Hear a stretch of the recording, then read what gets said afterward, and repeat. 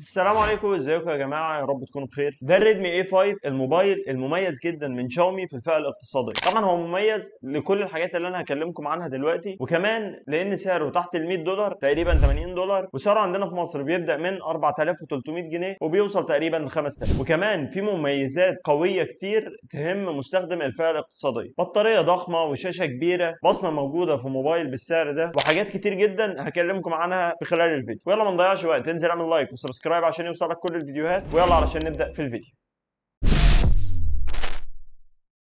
واول حاجه مميزه عندنا في الموبايل هي التصميم. اول حاجه الموبايل جايب وزن 193 جرام، واللي هو وزن مقبول بشكل شيك مميز وسط الموبايلات اللي بقت كلها شبه بعض من رأي. يمكن هو في شبه شويه من الايفون 16 ولكنه مش شبه. جايب فريم وظهر من البلاستيك مع ملمس وشكل خارجي من الازاز، يعني هي بالفعل بلاستيك ولكن انت هتحس انه ازاز. الظهر بيعمل كده شويه انعكاسات وحركات بتخلي شكل التصميم شيك قوي. ولو قلبت الموبايل ده بقى على وشه هتتفاجئ بالشاشه. شاشه كبيره جدا بمقاس يقرب لل 6.9 من نوع اي بي اس وبتردد 120 هرتز. 120 هرتز في فئه ال 4 5000 جنيه. سطوع الشاشه هو اللي يمكن مش عالي قوي، 450 نتس، واكيد كما هو متوقع الحواف بتاعه الموبايل كبيره شويه، وحجم الشاشه نفسه كبير، ودي حاجه بتهم قوي مستخدمين الفئه الاقتصاديه. فبصراحه الشاشه هنا في الموبايل ده تعتبر ميزه قويه جدا على سعر الموبايل. شاشه 120 هرتز من نوع اي بي اس، وكمان حجمها كبير والالوان بتاعتها كويسه، وهتكون مستمتع جدا لو انت بتتفرج على محتوى على الشاشه دي او حابب تتابع محتوى. ولو انت هتتابع محتوى على الموبايل ده ما تنساش بقى تتابعني انا كمان، ما هو ده محتوى اهو. وكمان اللي يهم قوي مستخدم الفئه الاقتصاديه انه لما يجيب الموبايل ما يعلقش معاه. فعلشان كده تعالى نتكلم شويه عن الاداء. الموبايل جايب معالج يونيسوك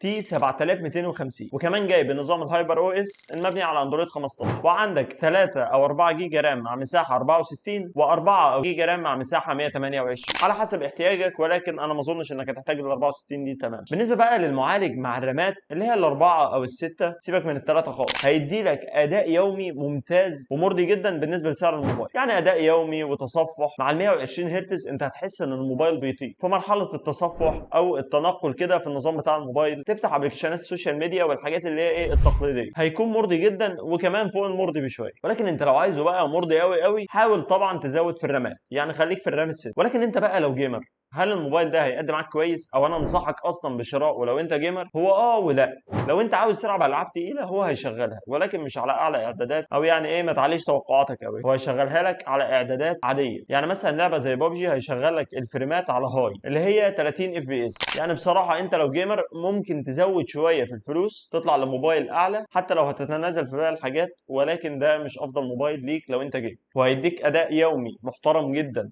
وقيم جدا مقارنة بالسعر. هيقدم قيمة مقابل سعر ممتازة في جزئية الأداء اليومي، ان انت تتنقل كده بين الموبايل. ولكن لو انت جيمر وعايز تيجي بقى على الموبايل بزياده ممكن تزود السعر شويه علشان تاخد اداء اعلى. اما بقى بالنسبه للكاميرات، بالنسبه لكاميرات موبايل في فئه اقتصاديه ما بيكونش يعني انت جايبها لو انت مصور احترافي، ولكن انا عايز اوثق لحظاتي، اوثق اليوم بتاعي، اتصور او اصور حاجه بالموبايل، حاجات بسيطه كده. فهل الموبايل ده بيأدي اداؤه ده صح ولا لا؟ بالنسبه للكاميرا الاساسيه هي عندنا بدقه 32 ميجا بكسل وهي الوحيده في ظهر الموبايل. اما عن الكاميرا الاماميه فهي بدقه 8 ميجا بكسل. بالنسبه للكاميرا الخلفيه في النهار هتدي لك اداء مرضي، اداء حلو، هتطلع لك صور حلوه، صور شارب، الوانها ظريفه، دايناميك رينج مقبول، مش هنقدر نقول انه عالي قوي ولكنه حلو، يعني عادي انت تحب تشوفه عادي. وكمان في الاضاءه القويه يقدر يتحدى موبايلات ازيد منه ب 4 او 5000 جنيه كمان، اللي هو ضعف سعر ده طول ما انت في اضاءه حلوه وبالنهار. والكلام اللي ينطبق على الكاميرا الخلفيه ينطبق برضه على الكاميرا الاماميه، طول ما انت الصبح او بالنهار كده هيطلع لك صور حلوه ومرضيه وهتحب انك تشوف. ولكن ابعد عن بالليل او الاضاءات الضعيفه علشان الموبايل برضه يعني مش هيأدي فيهم بشكل كويس قد ما هو بيأدي الصبح. وده بصراحه منطقي في موبايل في فئه اقتصاديه. انت شاري موبايل ب 5000 جنيه، انت لو عايز كاميرا جامده خلاص زود الفلوس، ولكن هو بيكون بس موبايل ان انت تقدر توثق بيه لحظاتك، وان يكون عندك كاميرا في الموبايل كويسه تصور بيها في يوم مثلا انت خارج فيه او حاجه اكتر من صوره ولكن في اضاءات كويسه. طب لو انا خارج بقى بالموبايل ده طبيعي ان الموبايل ده يفصل مني. انا عايز اقول لك ان سعه بطاريه الموبايل ازيد من سعر الموبايل نفسه. البطاريه جايه بسعه 5200 ملي امبير وبتدعم الشحن ال 15 واط. وبما اننا قلنا موبايل اقتصادي فانا اصلا شاري موبايل ب 5000 جنيه وهشتري له شاحن ب 1000 جنيه. لا، شركه شاومي حاطه لك هنا الشاحن الشاحن بتاع الموبايل في العلبه بتاعته، الشاحن اللي بقدره 15 واط. هي طبعا البطاريه 5200 ملي امبير هتقضيك اليوم مرتاح لو انت استعمالك متوسط، هتقضيك لعند بالليل خالص، وممكن تشحنه عشان تستعمله تاني يوم. لكن انت لو استعمالك تقيل ممكن تحتاج تشحنه في اخر اليوم خالص علشان تكمل بيه الليل مثلا. وبصراحه ده كده حاجه جامده جدا مقارنه بسعر الموبايل. بقول لك الساعه بتاعتها ازيد من سعره اصلا. طب بالنسبه بقى للخلاصه، وفي الخلاصه دي هاكد لك على سعر الموبايل كمان مره. الموبايل ده جاي باقل نسخه اللي هي ال 64 4 جيجا رام، سيبك من ال 3 جيجا رام، جايه بسعر 4300 جنيه. والموبايل تقريبا سعره بيوصل لاعلى نسخه في حدود ال 5000 جنيه. فمن رايي هل الموبايل ده بقى بيقدم قيمه مقابل السعر؟ هو بيديك قيمه مقابل السعر بزياده كمان. كاميرا كويسه وهتقضيك، بطاريه كبيره جدا وهتقضي لك اليوم مرتاح، خامات وشكل الموبايل ممتازين، وشاشه 120 هرتز كبيره جدا علشان لو عايز تتابع محتوى، وعلشان برضه تكون سلسه في التنقل. معالج كويس بالنسبه لسعر الموبايل علشان يدي لك اداء يومي ممتاز. فهو باكج كامله كده على بعضها لموبايل فئه اقتصاديه ممتاز. وبالذات ان سعر الموبايل اصلا مش زياده، يعني هو مش مثلا موبايل بسعر 8000 جنيه اللي هو ما زال برضه ده موبايلات فئه اقتصاديه، لا ده ب 5000 جنيه بس، ومدي لك اداء ممتاز جدا. فبصراحه الموبايل ده بيقدم قيمه مقابل السعر جدا. يعني لو معاك 5000 جنيه حاول طبعا تشتري النسخ الاعلى اللي هي 128 جيجا و6 جيجا رام،